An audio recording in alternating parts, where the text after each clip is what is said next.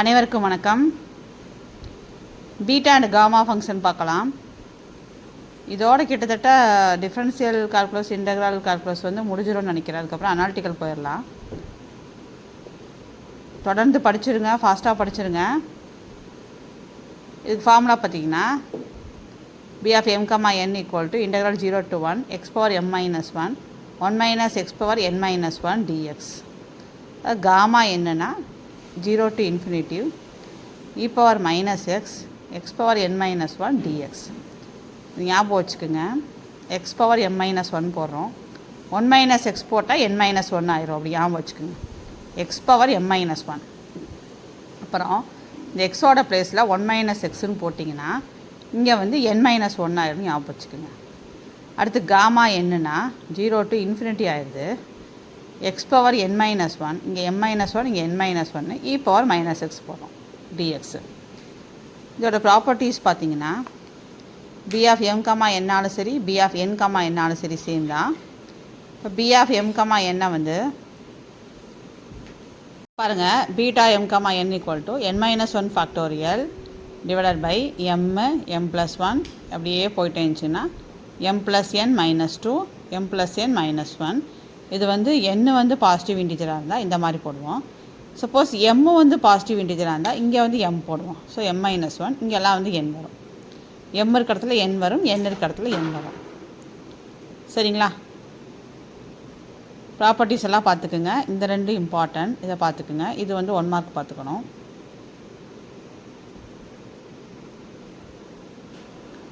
அடுத்து m n ரெண்டுமே positive இன்டிஜராக இருந்தால் m minus 1 factorial n minus 1 factorial by m plus n minus 1 factorial. ரெண்டுமே m n ரெண்டுமே positive இன்டிஜராக இருந்தால் m minus 1 factorial n minus 1 factorial by m plus n minus 1 factorial. அடுத்தது gamma n equal to n minus 1 gamma n minus 1. இதுவே எப்படி எழுதலாம்? Gamma n equal to n minus 1 factorial. இது தான் ரெண்டு ஒன்று தான். எப்படி பிரிப்போம்? n minus 1 gamma n minus 1. இது இம்பார்ட்டன்ட், ஞாபகம் வச்சுங்க. Gamma half root pi. இங்கெல்லாம் காமாவுக்கு ஆஃப் வருதோ இங்கே ரூட் பை நம்ம சப்ஸ்டியூட் பண்ணுவோம். அவ்வளோதான். இதை பார்த்து வச்சுக்கோங்க. m, என்னன்னா gamma m, gamma n by m plus n. இந்த ரெண்டு 1 மார்க்ஸ்க்கு பார்த்து வச்சுக்கோங்க. காமா n, காமா 1 மைனஸ் என்னன்னா pi by sine n by.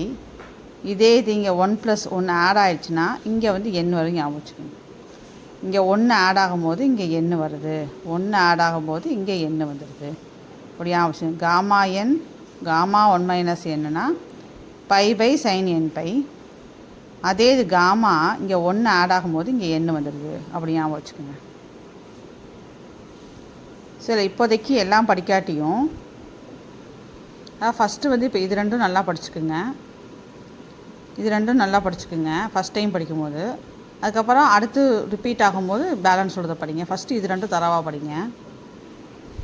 அப்புறம் இது இது இது இதெல்லாம் படிச்சுக்குங்க. இது பார்த்துக்குங்க. இது ரிசல்ட்டு மாதிரி ஞாபகம் வச்சுக்கோங்க. n இங்கே 1 மைனஸ் n வந்தால் pi by sine n pi. இங்கே 1 ஆட் ஆகிடுச்சுன்னா n வந்துடும். அப்படி ஞாபகம் வச்சுக்கோங்க.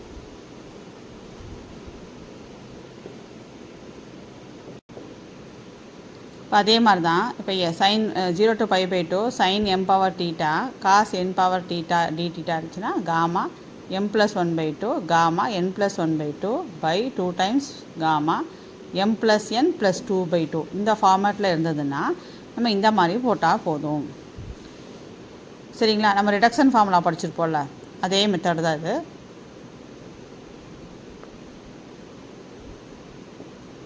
இதை பார்த்துக்குங்க. கிட்டத்தட்ட அதே மெத்தட் தான் இது. Duplication formula gamma m, gamma m plus 2 m plus ஹாஃப்னா root pi by 2 power 2m minus 1 gamma 2m.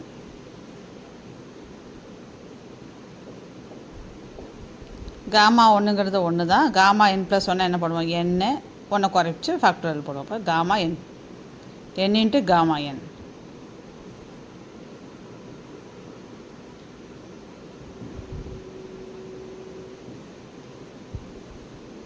n+1 n, இதில் தான் ஒன்று குறைச்சி போடணும் காமா n, அவ்வளோதான்.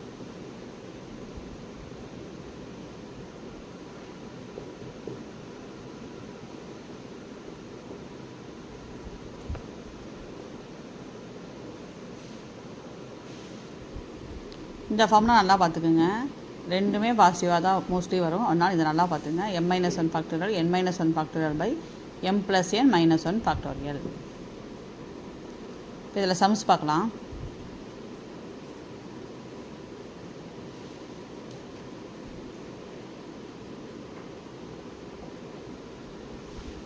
கொஸ்டின் பாருங்கள். 0 to 1 x⁻10 1 - x⁻9x dxன்னு கொடுத்துருக்காங்க. ஸோ இதை நம்ம என்ன பண்ணுறோம் அப்படின்னா, ஃபார்முலா என்னது, ரெண்டுமே பாசிட்டிவ் இன்டிஜர் தானே. அப்போ m-1 factorial n-1 factorial by m + n - 1 factorial. கரெக்டுங்களா? இப்போது இதோட ரியல் ஃபார்முலா என்ன அதை யோசிங்க. இதோட ரியல் ஃபார்முலா என்ன படித்தோம்? Integral 0 to 1 x⁻n - 1 1 - x⁻n - 1 dx. நல்லா படிங்க நான் சொன்னேன்னா. ஸோ இது நல்லா ஞாபகம் வச்சுக்கோங்க. இப்போ இதை இதுக்கு கம்பேர் பண்ணி m என்னன்னு நீங்கள் கண்டுபிடிச்சிக்கோங்க. இப்போ m-1 தான் 10, அப்போ m = என்ன ஆயிரும் 11. அதே மாதிரி இங்கே பாருங்கள், n-1 தான் 9. ஸோ n = நம்மளுக்கு என்ன கிடச்சிருச்சு, 10 கிடச்சிருச்சா. இப்போ m11 n10 கிடச்சிருச்சா. அதான் சொன்னேன், ஃபஸ்ட் டைம் படிக்கும்போது நான் சொன்ன ஒரு 4-5 ஃபார்முலா மட்டும் படிச்சுக்குங்க. அடுத்த வாரம் ரிப்பீட் பண்ணும்போது பேலன்ஸ் எதாவது இம்பார்ட்டண்ட்டாக சேர்த்துக்குங்க. இப்போ ஃபஸ்ட்டு இதை பார்த்துங்க. இதை பார்த்து கம்பேர் பண்ணிங்கன்னா m கிடச்சிருச்சு, m-1 10, அப்போ m 11. இதை பார்த்தீங்கன்னா n-1 = 9, அப்போ n = 10. இப்போ ஃபார்முலாவில் சப்ஸ்டியூட் பண்ணிடுங்க. m-1 ஃபேக்டோரியல், அப்போ 11 - 1, இப்போ 10 ஃபேக்டோரியல். n-1 ஃபேக்டோரியல், இப்போ 9 ஃபேக்டோரியல் பை 20 ஃபேக்டோரியல். அவ்வளோதான். இப்படி தான் போடணும். பார்த்துக்குங்க, ஈஸியாக இருக்கா? ஓகேங்களா? நெக்ஸ்ட்டு போகலாமா? அடுத்தது பாருங்கள். அதாவது நம்ம எப்படி எழுதுகிறோம், காமா n+1னா இதுலேருந்து ஒன்று குறைச்சி வெளியே போகிறோம், அதே தான் உள்ளே வருது. இதில் பாருங்கள், இதுலேருந்து ஒன்று குறைச்சி போகிறோம், அதே தான் உள்ளே வரும். சரிங்களா? காமா ½ √π, இது ஞாபகம் வச்சுக்கோங்க. அதை இங்கே நம்ம ரிமார்க்ஸாக எழுதியிருக்கோம். இங்கே பாருங்கள், காமா ½ √π. காமா 3/2னா எப்படி பிரிப்பீங்க, 1/2 + 1. அப்போது இதுலேருந்து ஒன்று குறைச்சிங்கன்னா 1/2, அதுதான் உள்ளே போடுறீங்க. காமா 1/2ங்கிறது √π, அப்போ √π/2. இதே மாதிரி இதை எழுதுங்க, 3√π/4 வரும். இதெல்லாம் இம்பார்ட்டன்ட், இதெல்லாம் பார்த்துக்குங்க. ஓகேங்களா?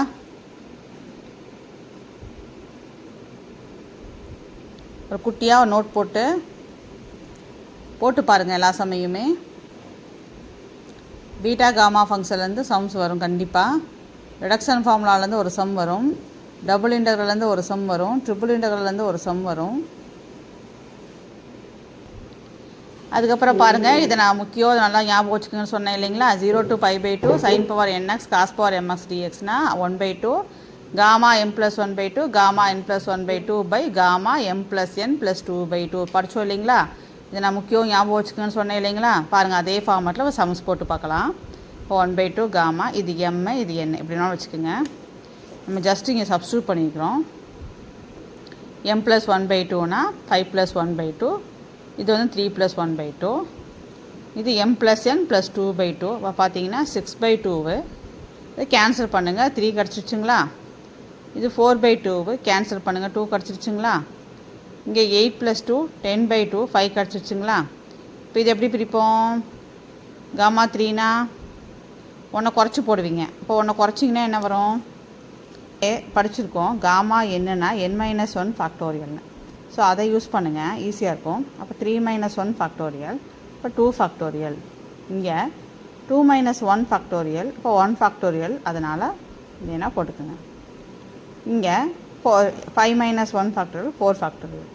ஸோ இதெல்லாம் கேன்சல் பண்ணி இன்டூ பண்ணிங்கன்னா 1/24 வருதான்னு பாருங்கள். ஏன்னா 1/2 2 4 ஃபேக்டோரியல்னால் 4 × 3 × 2 × 1 போடுவோம் இல்லைங்களா. 2 கேன்சல் ஆகிடும். 4 3s are 12, 12 2s are 24. So 1/24. ஓகேவா? அடுத்தது போகலாமா. இது அதே மாடலில் இன்னொரு சம்முங்க. Integral cos power 5x sin power 4x dx. So அதே மாதிரி ஃபார்முலா தான் அப்ளை பண்ணியிருக்கோம். 5 + 1/2 4 + 1/2 by gamma 5 + 4 + 2/2. அப்போ 5 + 1 6ங்களா, 6/2 3 ஆயிடுச்சு. 4 + 1 5 5/2. இங்கே வந்து 9 + 2 11/2 ஆயிடுச்சு. இப்போ இதுனா n-1 ஃபேக்டர், அப்போ 2 ஃபேக்டோரியல். இது எப்படி பிரிச்சுருக்கோன்னா ஒன்று லெஸ் பண்ணி எழுதுவோம்ல, அந்த மெத்தட் யூஸ் பண்ணியிருக்கேன், ஏன்னா ஃப்ராக்ஷன் வந்தனால. அப்போ என்ன வரும் 3/2, திரும்ப ஒன்று குறைச்சிங்கன்னா 1/2 √π வரும். கரெக்டாக? அதே மாதிரி 11/2 வைப்பீங்க. அப்போ 9/2 7/2 5/2 3/2 1/2 √π. √π உங்களுக்கு கேன்சல் ஆயிரும். 1/2 1/2 கேன்சல், இது 2 கேன்சல், இது 2 கேன்சல். ஸோ இந்த 3 2வும் பார்த்திங்கன்னா மேலே போயிடுச்சுன்னா 8 ஆயிரும்.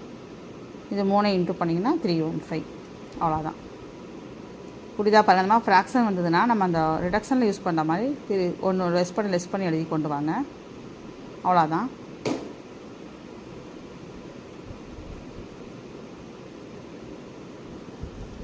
நெக்ஸ்ட்டு அதில் இன்னொரு சம்முங்க. sin power 5x cos squared x. இது அதே மாதிரி தான் போட்டிருக்கோம். இப்போ 5 + 1/2 வருமா, அப்போ 6/2 3 ஆயிடுச்சு. இங்கே 2 + 1/2 3/2 ஆயிடுச்சு. ரெண்டையும் ஆட் பண்ணுவோம். 5 + 2 7 + 2 போடுவீங்க, அப்போ 9/2 ஆயிடுச்சு. சரிங்களா? இது 3னா காமா n எப்படி படிச்சிருக்கோம், n-1 ஃபேக்டோரியல். ஸோ 3 - 1 2 ஃபேக்டோரியல் ஆயிடுச்சு. இதை ஒன்று லெஸ் பண்ணி அந்த ஃபார்மேட்டில் கொண்டு வந்துங்க. அப்போ 1/2 √π வரும். இதுவும் அதே மாதிரி ஒன்று லெஸ் பண்ணி கொண்டு வாங்க. சரி, 1 இல்லை 2. அப்போ வந்து 7/2 5/2 3/2 1/2 √π வரும். 2 2 லெஸ் பண்ணணும். இதுக்கப்புறம் கேன்சல் ஆகிறது போக இது 2 கேன்சல் ஆயிரும். அதே மாதிரி இந்த 2வும் கேன்சல் ஆயிரும். ஸோ இதில் 3 மேலே போச்சுன்னா 8. 7 × 5 × 3 வந்து 105. சரிங்களா? இப்போ அதே மாடலில் இந்த சம்மை ட்ரை பண்ணுங்கள். இந்த ஆன்சர் வருதான்னு பாருங்கள். இதே மாடலில் ஜஸ்ட்டு ஃபார்முலா அப்ளை பண்ணுங்கள், அவ்வளோதான். சரிங்களா? நெக்ஸ்ட்டு வந்து இந்த மாதிரி கொடுத்தாங்கன்னா என்ன பண்ணுங்கிறதுக்கு சும்மா ஒரு மாடல் போட்டிருக்கோம். இந்த மாதிரி கொடுத்தா நம்ம ஜஸ்ட்டு என்ன பண்ணுவோம், ப்ராக்கெட் ரிமூவ் பண்ணுவோம். ஸோ அந்த ப்ரொசீஜர் படி ப்ராக்கெட் ரிமூவ் பண்ணுங்கள். sin squared sin cube sin power 5 ஆயிடுச்சு. இது 2 இன்ட்டு பண்ணிடுங்க. அவ்வளோதான், முடிச்சிட்டோம். இது தனியாக போடுங்க, இது தனியாக போடுங்க. சரிங்களா? இது தனியாக நம்ம என்ன படிச்சிருக்கோம், வெறும் sin power 5x dx வந்து என்ன படிச்சிருக்கோம், இது நம்ம ஏற்கனவே ரிடக்ஷன் ஃபார்முலாலாம் போட்டிருப்போம். உங்களுக்கு புரியக்காத பேஜ் எடுத்திருக்கேன். இந்த மாதிரி ஃபார்முலா நீங்கள் படிச்சிருப்பீங்க இல்லையா, அந்த மெத்தடில் நம்ம போட போகிறோம்.